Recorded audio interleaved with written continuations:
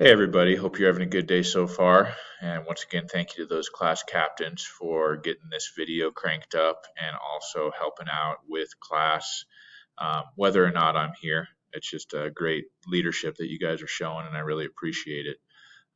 If you're not comfortable with being the class captain, let me know, and I can always have somebody else do that.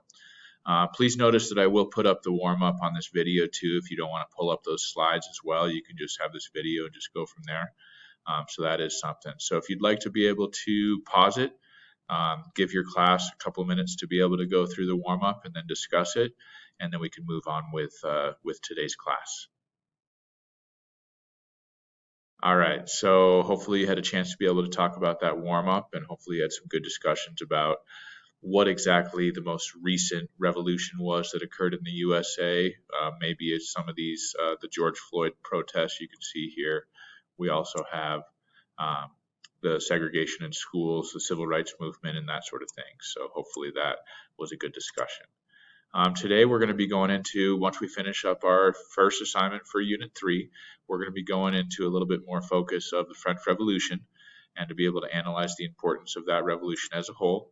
But first, on 3-1, please make sure that you are putting in part 4, where you guys are kind of discussing what the definition of these different elements are: political, economic, and social, in the context of evaluating historical events and sources. So please make sure you're doing part 4 as well as part 5, which is a web quest, like it says.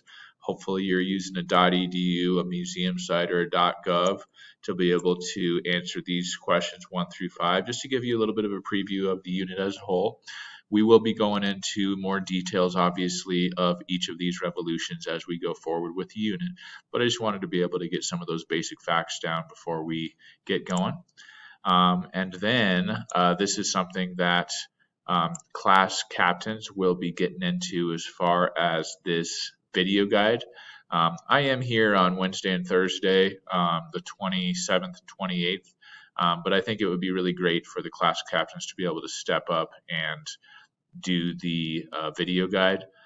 So that includes pausing it whenever you see the answer. So the answers are in order. So hopefully you've got one of those class captains that are kind of in charge of stopping and starting the video. The other one's kind of monitoring for when the answers are coming up. So anyways, I think that's all we'll be able to get to today. Once you are finished with that video guide, we are going to go into this thing where you're going to be tweeting about the French Revolution. So you're going to draw a person card and an event card to be able to do a little bit of background research and to be able to find out about your person and how they might have responded to the different events that we're going to be going into, to be able to create some tweets about the French Revolution.